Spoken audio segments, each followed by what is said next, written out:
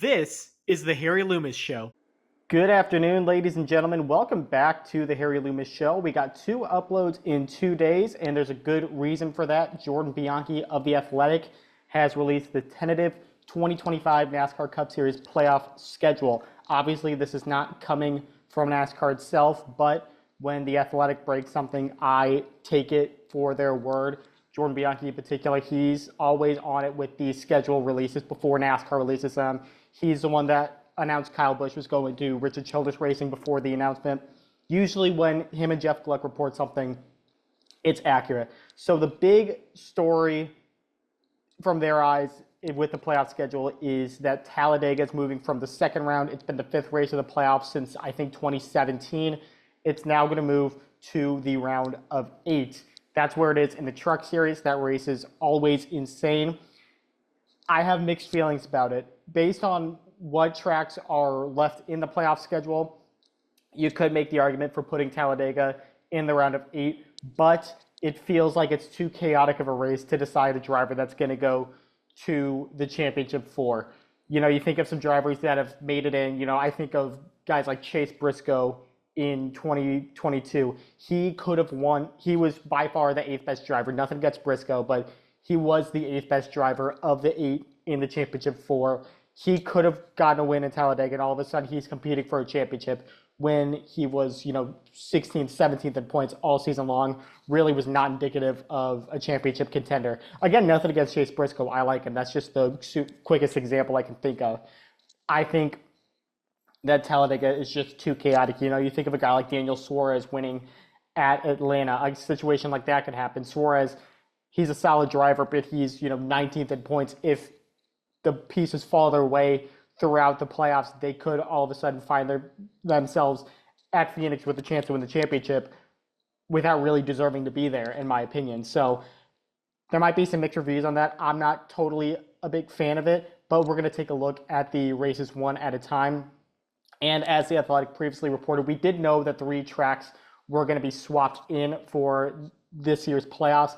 Darlington is back in. It had been in the playoffs. It got moved out because of the weird situation with the Olympic break. That race is going to stay on Labor Day weekend like it should.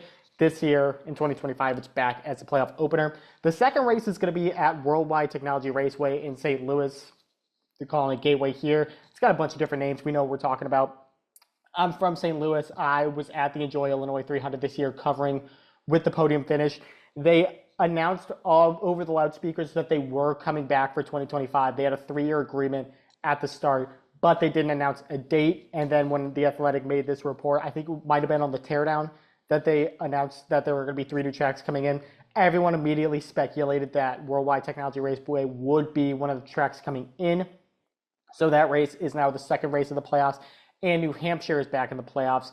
They had been in the playoffs up until 2017, 2018. They got moved into the spring season, and they will be in the second round of the playoffs. So the tracks that are coming out, we knew Atlanta was going to be out. That's going to be part of the midseason tournament that Turner Sports and Amazon are really hyping up. Watkins Glen is going to go one and done.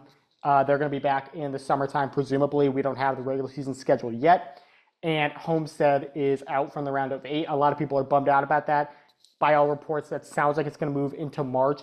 And possibly, from what I've heard, they're going to take the March time with the rest of the season to really work on that track, fix some amenities and things like that, to possibly have a bid to host the championship race again in 2026. So if that happens, it's a short-term loss, long-term gain, in my opinion, because I think Homestead should be the championship race.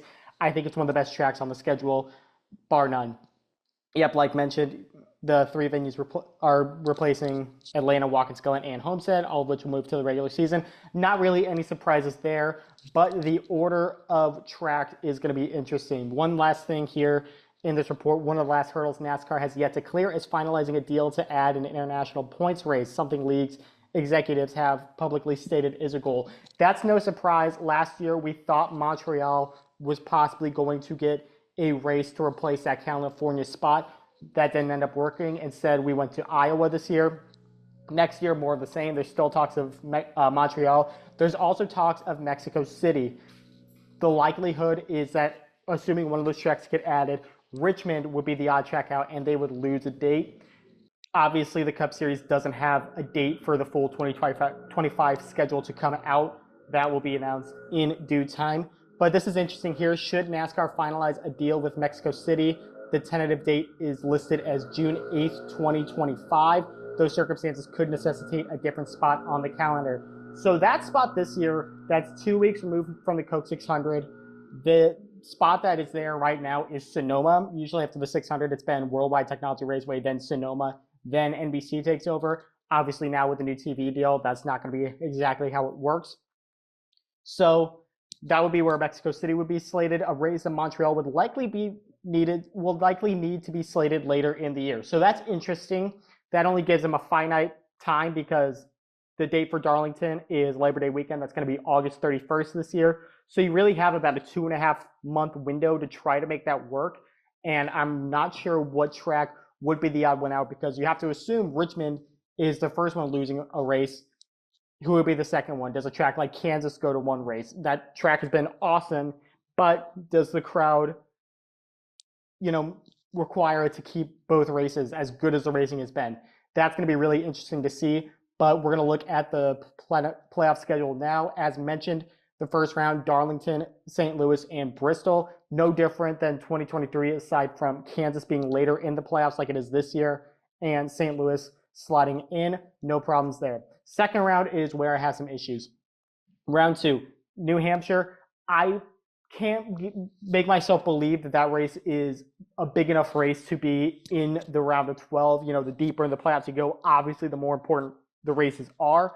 But I also don't know where else it could go. You can make the argument for St. Louis and New Hampshire switching. I'm from St. Louis, so I'm obviously biased, so I'll sit that one out. But Darlington, that spot set in stone, and the Bristol night race being the cutoff race for the round of 16, I think is a home run play. That's been a really smart move that NASCAR made in 2020. I have no problems with that one staying put. So based on where the schedule sits, I'm okay with New Hampshire. September 28th, Kansas. That used to be the spot back in 2015 and 2016. Races won by Joey Logano and Kevin Harvick. Kansas is an awesome racetrack. I didn't feel like it was right as a round of 8 track. I think round of 12, especially the way it's racing right now, perfect. No problems there. This is my biggest gripe. I know people like it. Why are we still going to the Charlotte Roval?